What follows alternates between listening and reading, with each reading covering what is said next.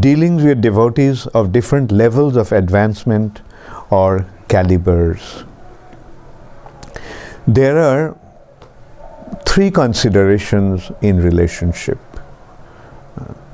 senior to junior, junior to senior, and among equals.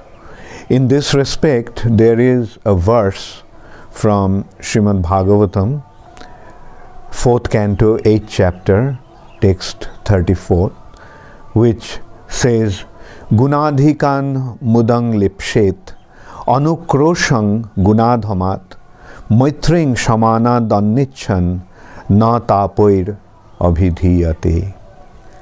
Gunadhikan mudang lipshet. Gunadhikans, those who are more qualified, those who are more advanced, then the attitude towards them will be that we want to associate with them. We want to receive the mercy from them. And anukroshan gunadhamat. Those who are adhamat, guna adhamat, those who are less qualified or less advanced, towards them there should be compassion and mercy. And maitring shamanad. Among the equals, samanad, there should be maitri or friendship. If one does that, then na tapoir abhidhiyate. Then there won't be any distress of materialistic existence. So actually, these kind of relationships are possible only among devotees. This also has been very wonderfully explained in the 11th canto, when Nimi, Maharaj Nimi, was having a discussion with the Navajogendras. He actually pointed out, Navajogendras pointed out to him that all the relationships in the Vaishnava community are based on Krishna. Like, devotee has natural love for Krishna, and as a result of that, that love is actually reflected in these three relationships in three ways. In the form of Shraddha rises from the junior to the senior, and compassion flows from senior to junior. Sneha, or compassion or affection, flows from senior to junior. And among the equals there is maitri. Ishvare tadodhineshu balisheshu disassucha prema maitri kripa upekha ja karoti sa madhyama. This is actually the symptom of a madhyamadhikari Vaishnava. He has love for Krishna, prem for Krishna. Among the devotees, among Krishna's devotees, with Krishna's devotees, he has maitri, he has friendship. Kripa, towards the innocent, he has his kripa or mercy. And towards the non-devotees, those who are offensive to Krishna, upeksha, neglect, disregard.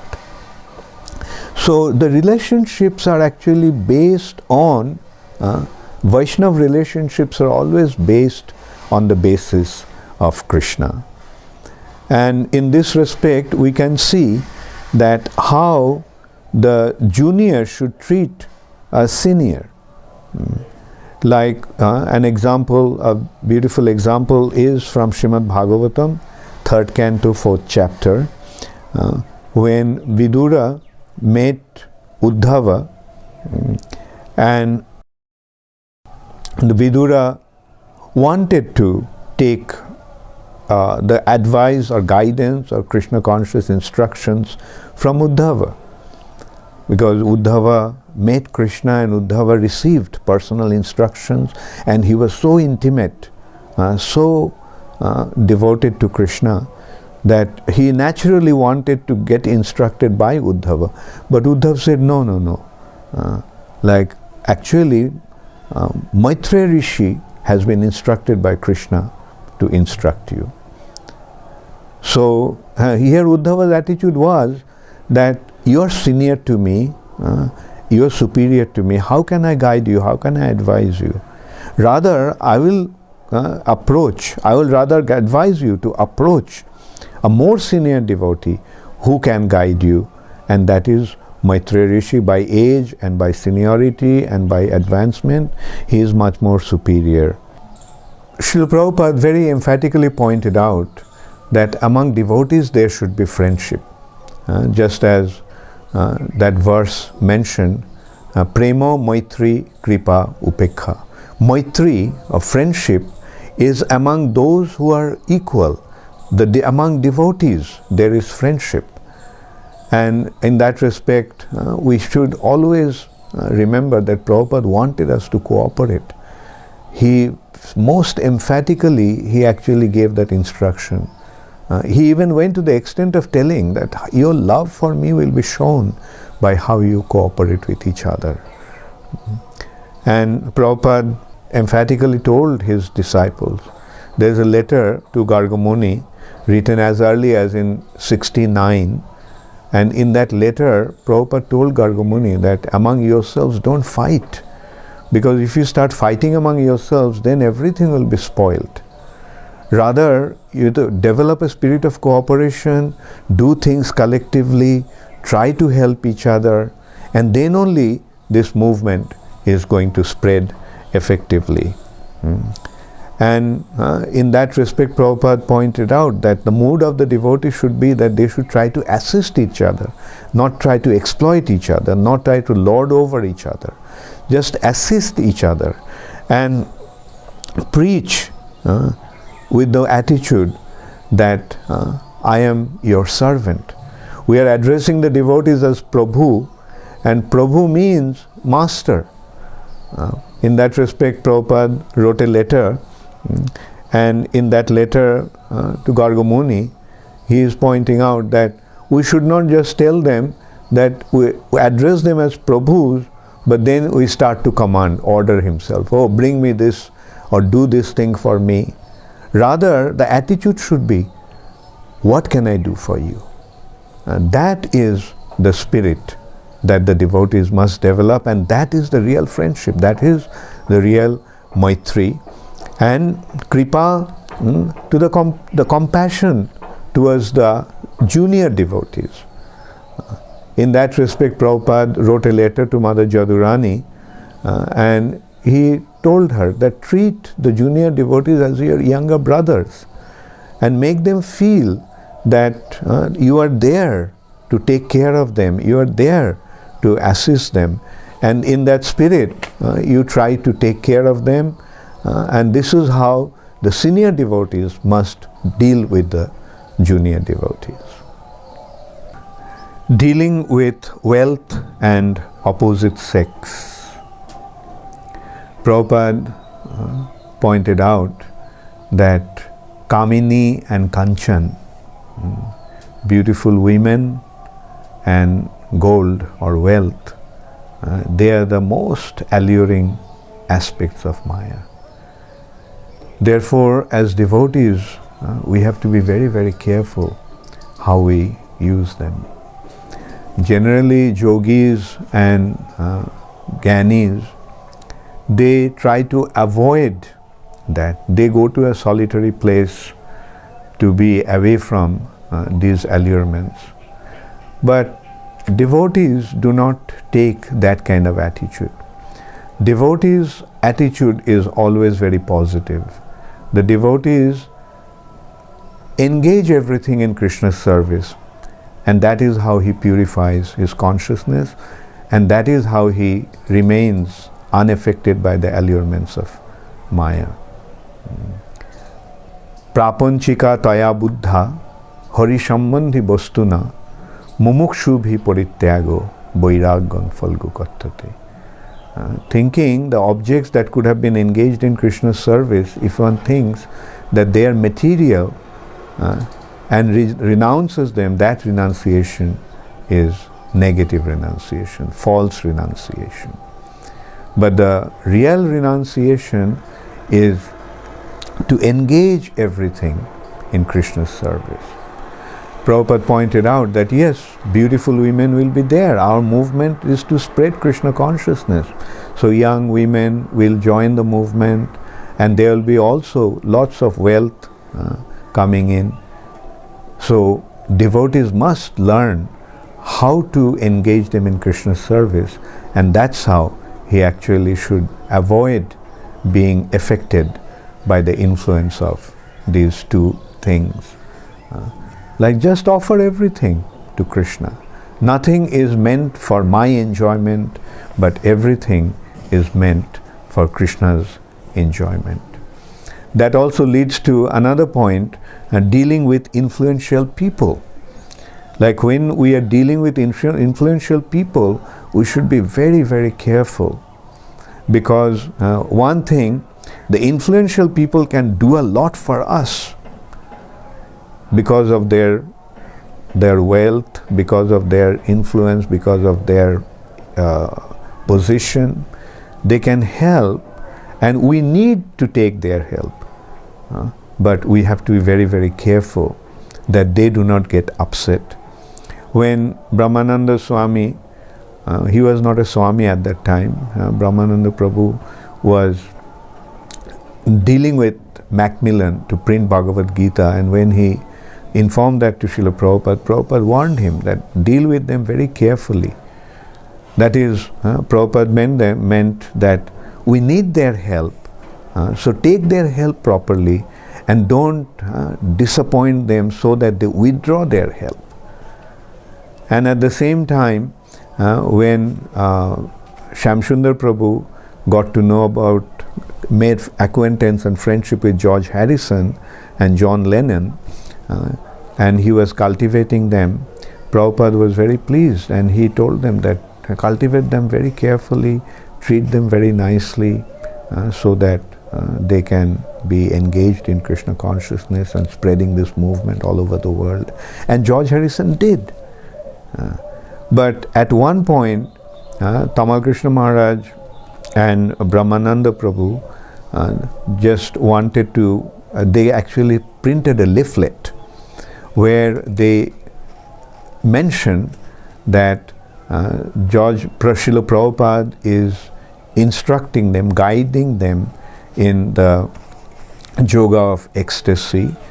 And when Srila Prabhupada got to know that, Srila Prabhupada warned them, don't do that, because I am not the guru of George Harrison in that sense.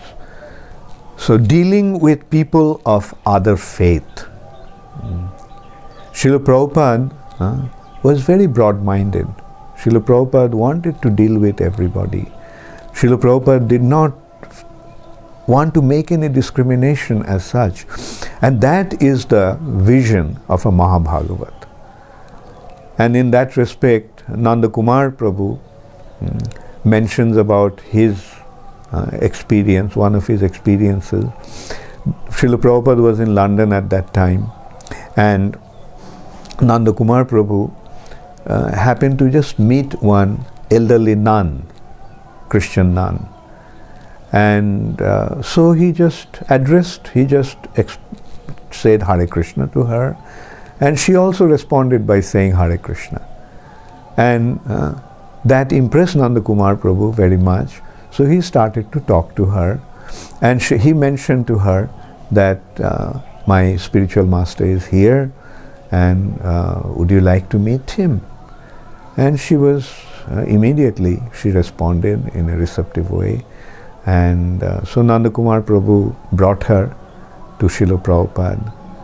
And Prabhupada also, when he told Prabhupada that he met such and such nun, and the nun was showing interest to meet with him, so Prabhupada was very excited. He says, please bring her in. And then this nun came in with Nanda Kumar Prabhu. Nanda Kumar Prabhu offered obeisances, and this nun also offered obeisances to Srila Prabhupada. And that actually showed that how receptive and broad-minded that nun also was. And then Prabhupada started to preach to her, meaning started to tell her about our understanding, Krishna conscious understanding. And she was agreeing, saying, yes, Jesus also said that. But whatever Prabhupada would say, she would say, Jesus also said that. And in this way they had a very nice exchange, and that lady left with a very good impression. And Prabhupada, when she was leaving, Prabhupada told Nandakumar Prabhu to give his garland to her, and she was so happy. So this is how Srila Prabhupada was, this is how broad-minded Srila Prabhupada was, that he was dealing with everyone in such a compassionate and loving way. But at the same time, when Prabhupada saw that someone was deviating from his faith, then Prabhupada became heavy. We saw, like with so many other Christians, Prabhupada would say, why are, Jesus said, thou shalt not kill, why are you killing animals? Why are you killing the cows? Because that's a deviation in Christianity. Jesus told, thou shalt not kill, but they are killing cows and eating their flesh. So, and I also had one very wonderful experience. Like Prabhupada was giving a program in Cross Maidan in Bombay, and in the crowd, there was a huge crowd, 16,000 people assembled in that program. And Prabhupada noticed one Muslim gentleman, an Arab gentleman, dressed in Arabic attire. So he became very distinct that he was a Muslim, he was an Arab. And Prabhupada sent one of his sannyasi disciples to bring him onto the stage. And Prabhupada made him sit next to him in a sofa. The sofas were there for the dignitaries, and Prabhupada made that gentleman sit there. And I was fanning Srila Prabhupada, standing behind him, and I saw what a beautiful exchange Prabhupada had with him. Prabhupada saw that that person had some beads in his hand. So he asked, oh, what do you do with the beads? And that gentleman said that, oh, I'll just fiddle around with the beads. Prabhupada said, no, no, these beads are actually meant to chant the holy name of the Lord and keep the count. And then Prabhupada pulled out his bead and showed it to him and said that, see, I also have one. And so this is how broad-minded Srila Prabhupada was in that big program where one of the most prominent spiritual leaders from the Hindu group is giving a program. Prabhupada invites this Muslim gentleman. And that gentleman happened to be the head of the police, the chief of the police of Kuwait. He came to Bombay for treatment, and just he went out for the first day out of the hospital, and he just goes to sees the program in the park, and he is invited by Srila Prabhupada.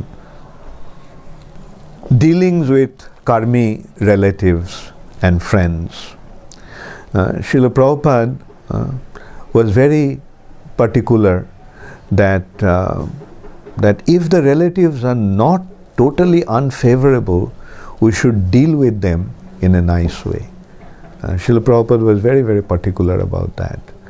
And Prabhupada also told that if the relatives are negative, if the relatives are detrimental, then at least don't make them feel that way. Don't make them feel that they are that you are disagreeing with them. If you don't disagree, then remain silent. And Prabhupada wanted that we should maintain a respectful attitude towards the superiors, towards the parents especially, because after all they are our parents. And the Vedic culture is very particular about these considerations, the relationship between the junior to the senior. If someone is senior, then one must treat him with respect. That is the Vaishnava culture, that's the Vaishnava etiquette. And that is how the Vaishnavas will be able to conquer the hearts of everyone. The parents may be unfavorable at the beginning, maybe because of their lack of knowledge, but we should be careful that we overcome that misunderstanding and we develop a conducive and nice relationship with them, and try not to make them feel that you are in disagreement or you are not listening to their advice, just maintain a nice attitude, humble attitude, remain silent, remain respectful, but stick to your conviction. The ultimate consideration will be Maya or Krishna. So we should never succumb to Maya. We should never give up our Krishna consciousness. That is the most important consideration. Now, with that understanding, if we deal with our relatives, even if they are not favorable, but at least it won't lead to any major rift or conflict. Relationship with other temples and jatras. So, Prabhupada was also very, very concerned about these relationships. Prabhupada always wanted us that although there will be differences, like there will be different zones, there will be different temples and different projects, but we must recognize that they all are for the same purpose. They all are for pleasing Krishna and spreading Krishna consciousness movement all over the world. And that is actually the crux of the matter. And at the same time, we should have a very clear understanding among the devotees, especially the leading devotees.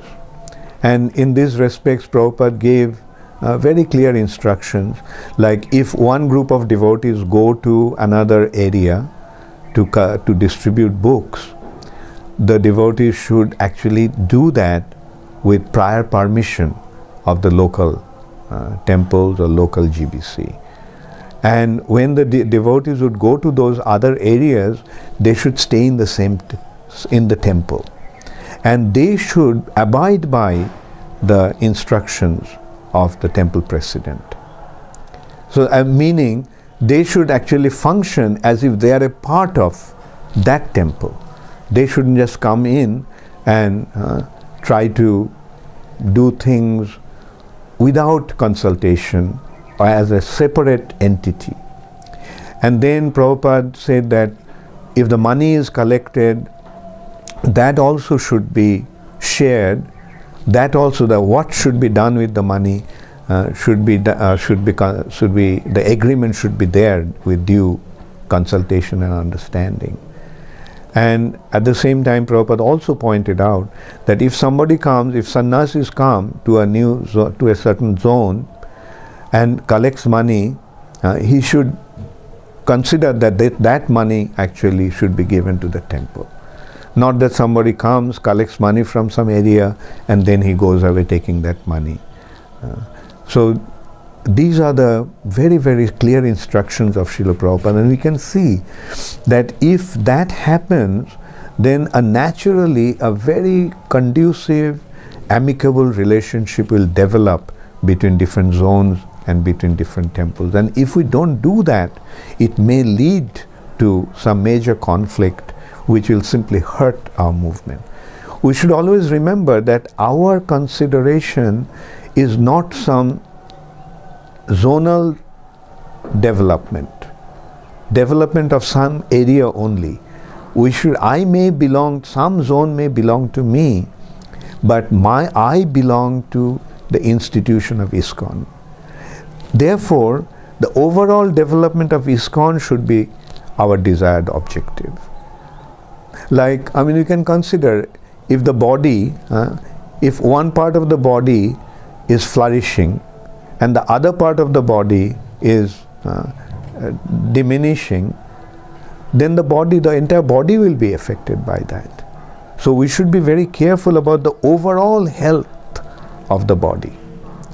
Similarly, in ISKCON, we should think about the overall development of the institution of ISKCON. If one area flourishes and if the other area suffers, then that is not going to be desirable. Rather, if one area is flourishing and other area needs help, they should provide the help. And this is how the leaders of the movement should work in proper cooperation. And that proper cooperation, based on proper understanding and communication, will help our movement to grow in an effective way.